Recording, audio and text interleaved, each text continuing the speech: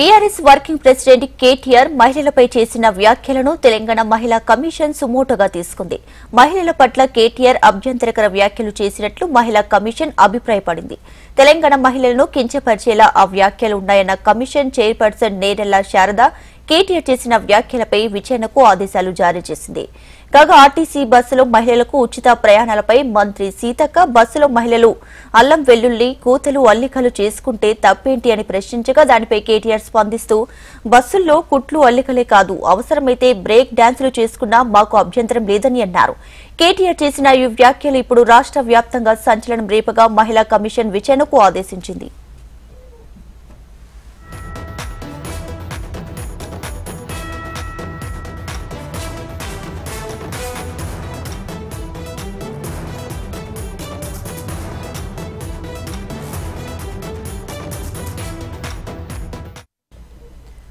Right ఇక కేటీఆర్ మహిళలపై చేసినటువంటి వ్యాఖ్యలకు సంబంధించి తెలంగాణ మహిళా కమిషన్ అయితే విచారణకు ఆదేశించడం జరిగింది. ఇదే విషయానికి సంబంధించి పూర్తి డీటెయిల్స్ మా ప్రతినిధి ప్రవీణ్ అందిస్తారు. ప్రవీణ్, ఇప్పటికే కేటీఆర్ వ్యాఖ్యలపై మహిళా కమిషన్ మాత్రం సోమోటగా కూడా విచారణ కూడా ప్రారంభించింది. తెలంగాణ మహిళా కమిషన్ చైర్పర్సన్ నేరెళ్ల శారద విషయాన్ని మాత్రం వేదిక కూడా తెలిపిందని చెప్పుకోవచ్చు. తెలంగాణ మహిళా కమిషన్ మాత్రం ఇప్పటికే సుమోటగా స్వీకరించిందని చెప్పి ఇందులో పేర్కొంది. తెలంగాణలో ఏదైతే మహిళా సమాజానికి సంబంధించిన అంశాలను కూడా ఇప్పటికే కేటీఆర్ మాట్లాడారు కాబట్టి ఆ వ్యాఖ్యలు అనుచితంగా ఉండటమే కాకుండా రాష్ట్ర వ్యాప్తంగా మహిళలు బాధించగలుగుతున్నాయి గమనించిందని కూడా ఇక్కడ పేర్కొంది. తెలంగాణ రాష్ట్ర మహిళా కమిషన్ మాత్రం చట్టం ద్వారా తనకు లభించిన అధికారాల ప్రకారం మాత్రం కమిషన్ ఈ విషయంపై కూడా సుమోటోగా స్వీకరించి కూడా ఇప్పటివరకు తెలిపింది. రేపు కేటీఆర్ కూడా నోటీసులు ఇచ్చే ఆలోచనలో మాత్రం మహిళా కమిషన్ ఉందని చెప్పుకోవచ్చు. మహిళా కమిషన్